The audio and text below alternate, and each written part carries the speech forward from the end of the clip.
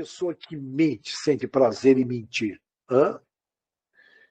Vamos lá. E ela pede, por favor, senhor, eu preciso de um apoio, eu não consigo, eu sinto prazer em mentir. Meu pai mentia, minha mãe mentia, minha avó mentia, é de família, eu era criança, eu era uma esponja, eu aprendi, eu não consigo desaprender. E ele pede, o que vai acontecer?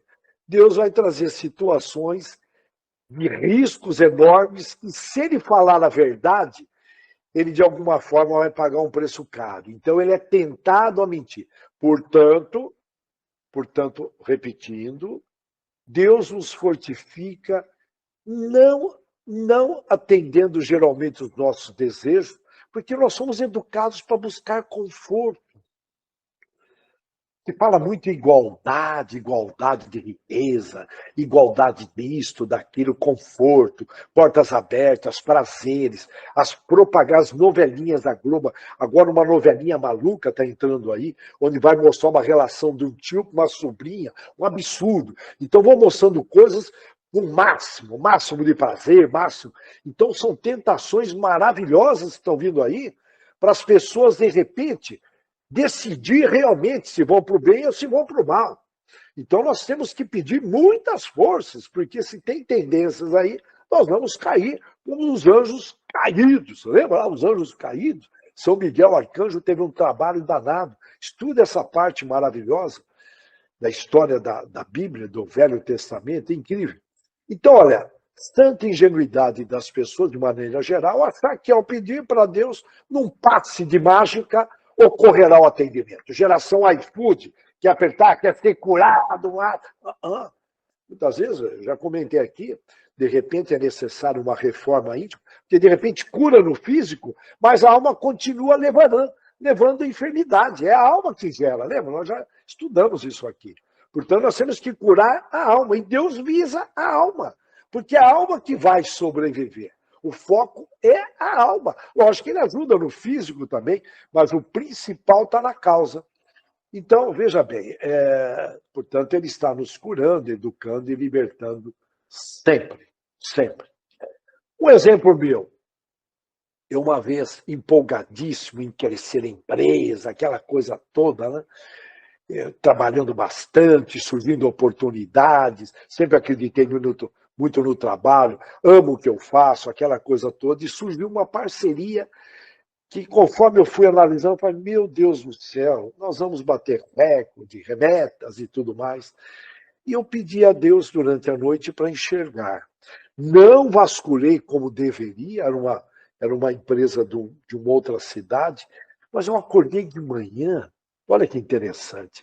Deus flui de várias formas. E a minha esposa virou e falou, eu estou sentindo que você não deve pegar a estrada. Eu ia pegar uma estrada, me reunir com esse empresário, ia ser uma parceria maravilhosa. Nossa, eu ia bater recordes, na época meta, aquela coisa toda, né? E a minha esposa falou, estou sentindo que você não deve pegar a estrada. Eu falei, eu também, eu não sei, tem algo me amarrando aqui. Liguei, cancelei a reunião. Falei, ó, vamos remarcar para sexta-feira. Na sexta-feira, a mesma coisa. Aí eu entendi. Olha que interessante. Eu tenho que agradecer, portanto, aí, de alguma forma, foi uma meritocracia. Veio rápido o resultado da oração. Não era para eu fazer parceria, depois eu percebi. Depois eu descobri na prática, averiguei um pouquinho mais, e eu ia entrar numa fria. Graças a Deus eu tenho que agradecer. É um caso.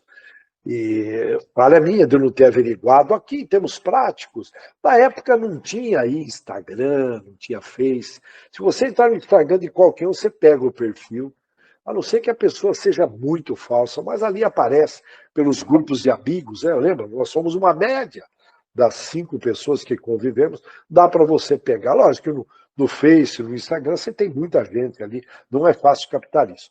Mas olha, em suma, de qualquer forma, eu sempre faço uma oração para enxergar as realidades. Estou falando um pouco de mim, que é da onde eu posso falar, e interessante, eu tenho que agradecer muito, muito, muito esses resultados. Bom, eu estou aqui pensando num exemplo, nós já comentamos vários, né? Vamos imaginar Vamos só citar um exemplo, um camarada que numa vida anterior foi muito rico, a gente sempre cita esse exemplo, e de repente ele se perdeu na luxúria. É batata, que ele vai vir numa prova, não ajudou, não gerou benefícios com a riqueza, já numa próxima vida, quase que certo, numa das próximas, ele virá numa pobreza. E aí ele pede para sair daquela pobreza, porque ele ficou mal acostumado naquela riqueza, naquelas possibilidades gerais, não faltava nada. E ele esquece do que ele combinou na erraticidade. Ele está totalmente fora da realidade. Totalmente. Você vê essas filas de pessoas apostando em casas lotéricas, não tenho nada contra, de repente, faz parte, né, da vida dela, enfim. E olha, e tem religiões que pregam que basta participar dela, você se enriquece. Então tem muitas ilusões, a gente tem que tomar muito cuidado. Por isso que a gente tem que conversar mais com Deus. Portanto, é só levar muito a sério a oração dominical, que um dos pedidos a gente fala, está lá na oração no Pai Nosso, seja feita a vossa vontade. Pronto!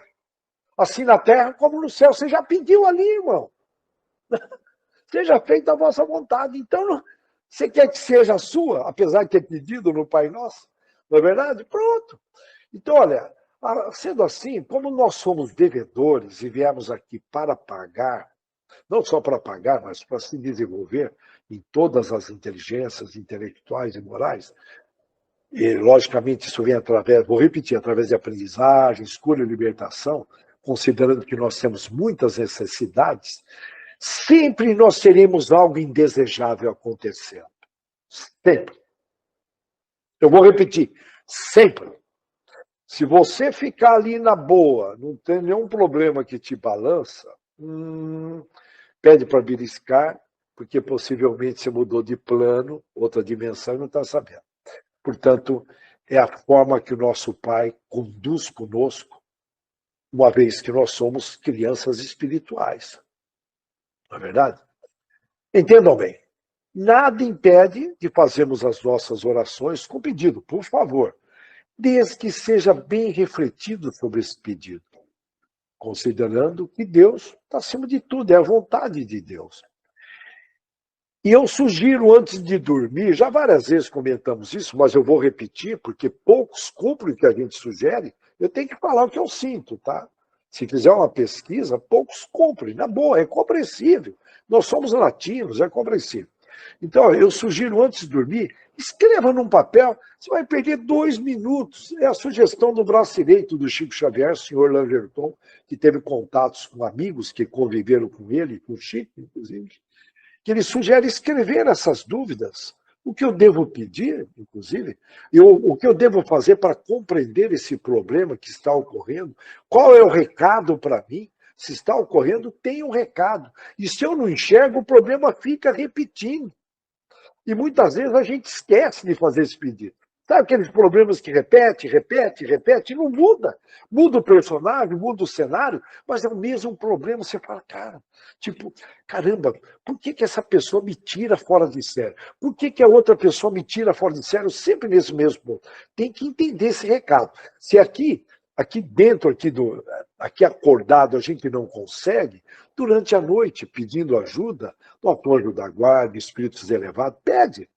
E você vai ver que vai vir uma informação tipo, irmão, tenha paciência, porque isso é uma expiação. Ou isso é algo que você precisa melhorar, se tornar mais humilde. Não depender do externo, sabe? O escravo do externo. Qualquer coisa que acontece, já perde o equilíbrio. Já morou? É o escravo do externo.